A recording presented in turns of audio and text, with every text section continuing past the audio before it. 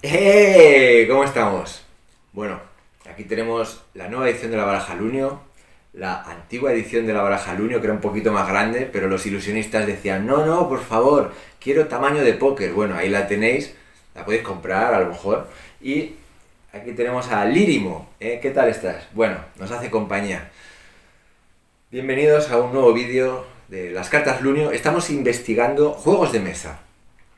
Esta baraja, por ejemplo, es muy especial. Estamos hablando de historia y de los orígenes de los naipes también. El dorso es verde y por delante tenemos una dama de picas verdes. ¿O son hojas? Vamos a verlo en un vídeo especial sobre esto.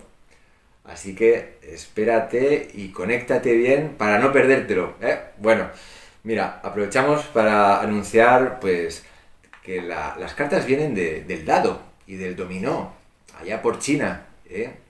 Los puntitos estos están de alguna forma se llaman pepitas y están en las cartas de juego, ¿eh? Este, por ejemplo, es el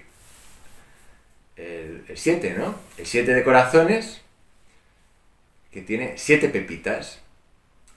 Y esto de aquí se llama el índice. En este caso es una carta que tiene 4 índices. Tiene el índice en cada esquina. El índice suele indicar el número, el rango, o sea, si es un rey, si es un 7, si es un 8. Y bueno, en el caso de la baraja inglesa, francesa, pues el índice indica el palo. Como lo ves, es un número o una letra y es pues aquí el símbolo del palo en pequeñito, la pinta, pues que en este caso es un corazón. Sin embargo, en la baraja española el índice solamente tiene el número. Y no hay letras en la baraja española, pero bueno, ya lo veremos si queréis. Lo que te quiero decir es que este lado del dado tiene 4 pepitas, 4 puntos, y esta carta tiene 8 corazones, que son pepitas, ¿eh? O sea que el dado dio lugar a juegos de dominó con tablillas de bambú que jugaban en China, que lo llamaban baldosa. Entonces tú lees un texto antiguo chino, no sabes si son tablillas o si son cartas, por eso no está muy claro en qué momento aparecieron las cartas en China.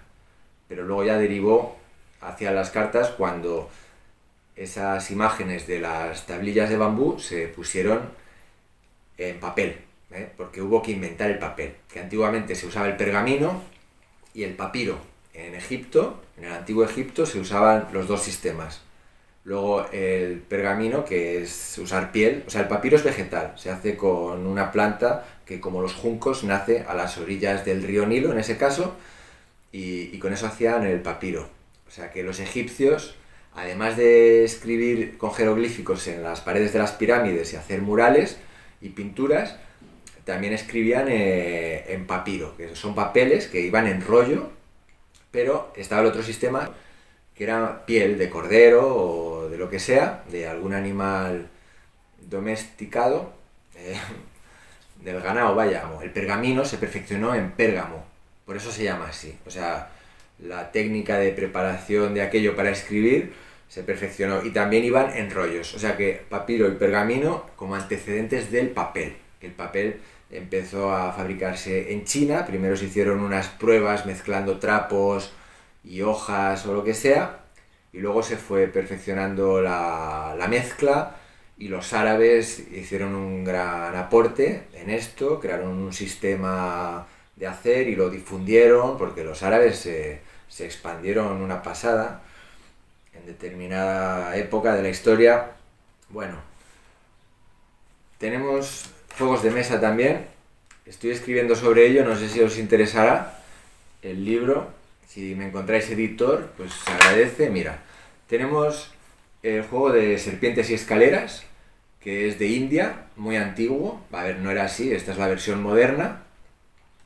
Esto es de India. En India también teníamos el parchís, que bueno, esto es la versión moderna española. Es el mismo juego que el Ludo, pero en India se llamaba Pachisi, que significa 25 o algo así. Mira, este es el convencional tablero de parchís que tenemos en España, y por el otro lado que tenemos el juego de la oca. ¿Y cuál es el origen del juego de la oca?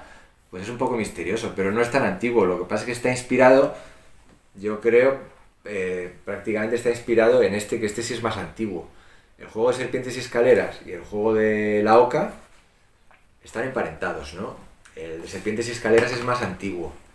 Y el de la oca, pues también es un recorrido. Lo que pasa es que, claro, en serpientes y escaleras tenemos que la casilla número 1 está aquí y vas ascendiendo. Aquí tenemos la 10, aquí tenemos la 10 y aquí la 11. O sea que vas ascendiendo así. Así. Podría ser una serpiente, ¿no? Que va haciendo S, pero bueno. Se llama serpientes y escaleras porque hay escaleras y serpientes que te llevan a un lado y a otro. Según donde caes, avanzas o retrocedes. Originariamente tenían mensajes y explicaciones las casillas y había una moralización con este juego. O sea, era para que los niños y los adultos también aprendieran valores. O sea, que si te portas bien, las cosas te van bien. Si te portas mal, el mundo te castiga y retrocedes, ¿no? Entonces, esto también sucede en el juego de la oca. De hecho, había una versión anterior al juego de la oca, no muy antigua, sino de aquella época, que no se sabe si es antecedente o si es una variante, pero bueno, el caso es que existió antes de que se hiciera famoso el juego de la oca y de que tengamos registros del juego de la oca, existió una versión intermedia que era un juego cortesano que se parece al juego de la oca, que también tiene distribución en espiral. O sea, es muy similar, pero no se llamaba la oca todavía. Sí que había alguna oca en el arco inicial del recorrido, con una trompeta, y era un juego cortesano que también tenía una moralidad y unas explicaciones, y cuando caes en el pozo, pues te pasa esto, lo otro, esperas, te castigan o pagas, porque a juego de la oca se ha jugado mucho pagando. Se ponía en el centro dinero y el que llegaba al final, el primero, se ganaba el dinero. Y entonces si caes en el pozo o en la cárcel o en la posada o cosas de esas, vas poniendo dinero. Como en el Monopoly, ¿no? Que te dicen, has perdido tanto dinero y tienes que darle a la banca. Pues algo así, tú vas poniendo dinero, pero bueno, vemos que en los puentes se avanza, en las ocas también se avanza a la siguiente oca, o sea que hay, como en serpientes y escaleras tenemos casillas de avanzar, aquí en el de serpientes y escaleras son las escaleras las que te avanzan, y también hay casillas de castigo, de que las cosas no te van tan bien. Entonces esto tiene un origen o una similitud con el juego cortesano, que era como la oca, pero que también ocurrían estas cosas como en serpientes y escaleras. Bueno, tenemos también otro antecedente del juego de la oca, que es el juego de la serpiente de Egipto. Era un tablero así con forma de serpiente en espiral y había que ir avanzando por allí.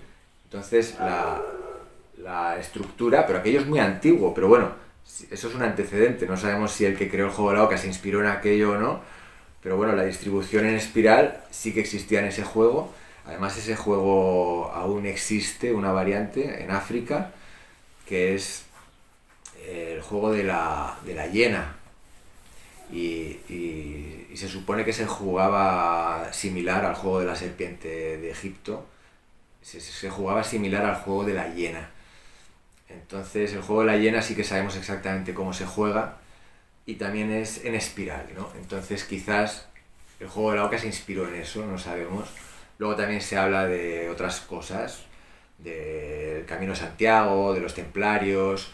O sea que puede haber muchas hipótesis muy interesantes y no vamos a enredarnos más. Era para anunciar el tema de los juegos de mesa, a ver si os gusta. A mí me parece muy interesante. Los dados también, ¿eh? ¿Cuándo existió el primer dado? Bueno, pues en Persia, en el 3000 a.C., parece que ya existía algo así, pero no era nada habitual usar dados de este tipo. Se usaban tabas, el hueso de la ranilla, que tenía forma de pirámide con base triangular, que luego eso inspiró los dados que se usaban en Mesopotamia, que tenían esa forma triangular. Luego en Egipto se usaban mucho tablillas, si caían por un lado o por el otro, se contaban puntos. Tirabas varias tablillas y este tipo de dado que ya existía pero no era habitual, y fíjate que en la antigua Grecia estaban ahí con la cosa de ¿qué usamos? Dados de estos, que lo llamaban kubai, creo, o algo así, porque las apuestas se llamaba también kubai o algo así, el apostar, ¿no? Y el juego de apostar con dados. Pero te quiero decir que el astrágalo, que es la taba, el hueso astrágalo, lo jugaban con tabas, esto es muy antiguo. Lo que pasa es que la taba tiene dos lados inestables, entonces solo puede caer en cuatro posiciones, mientras que el dado artificial con forma de cubo ya tiene 6 opciones. Entonces los griegos estaban ahí, pues que usaban las dos cosas, ¿no? Porque los huesos, las tabas, pues los consideraban como más divino, ¿no? Como más aptos para expresar la voluntad de los dioses, mientras que los dados, al ser artificiales, pues les dan un poquito de desconfianza a lo mejor, aunque a nivel de probabilidad el dado es mucho mejor, puede salir cualquier cara, mientras que en una taba, como es irregular, pues puede haber más probabilidad de que salga una de las caras. Y, y bueno, también hay veces que se limaban las tabas para que tengan los lados planos, o le añadían chapas o chapuzas de esas. Entonces los romanos ya empezaron a usar de forma habitual este tipo de dado. Mientras que las tabas se solían usar en grupos de 4, tú lanzabas 4 tabas, sin embargo los dados en la época antigua de Grecia y Roma solían usarse, se sabe por las pinturas que hay, solían usarse de 3 en 3 los dados. Entonces pues había un juego de mesa que era una tabla, que es el antecedente del backgammon, si lo conocéis. Entonces los romanos jugaban mucho a eso y jugaban con 3 dados, no tan grandes como este, que lo tengo para que veáis qué bonito el dado, sino que con dados más pequeños, de diferentes materiales, que lo hacían de hueso, de marfil o de piedra, de otros materiales, lanzaban de 3 en 3 los dados y iban avanzando con las diferentes fichas. Creo que eran 15 fichas por cada jugador. En total son 30, que es la duración de un mes. Porque todo esto también se relaciona con los calendarios y con el cielo. Originariamente había juegos que son el antepasado de todo esto. Juegos que todavía se aprecian en el Mahjong, que es un juego de fichas tipo dominó, que se practica en China, con 4 jugadores, 144 fichas, que cada ficha está repetida 4 veces.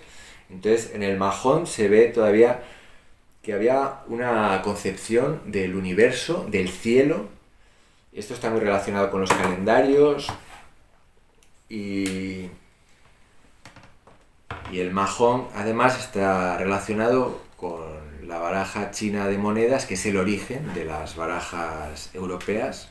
Así que con estas cartas nos despedimos y nos vemos en otros vídeos. Se me olvidaba mostraros, mira, este tablero lo he hecho yo con las cartas Lunio, no hace falta que tengas el tablero, pero puedes mezclar las cartas y distribuirlas sobre la mesa. Fíjate qué recorrido, no hace falta que utilices todas las cartas porque sería muy largo. Tenemos un viaje desde la casa hasta la luna. Y por ejemplo, si caes en la pistola, vuelves al inicio. O si caes en la mariposa, vas volando hasta la flor. El barco te retrocede hasta el ancla. Hay conceptos relacionados. Por ejemplo, el coche regresa a la gasolinera. La flecha señala hacia dónde vas a avanzar. Bueno, puedes inventar frases con las cartas en las que caes, o puedes construir una historia con tus amigos. Ordénalas como quieras, inventa tus conceptos, tus asociaciones, y puedes ponérmelo en los comentarios si te ha gustado este juego.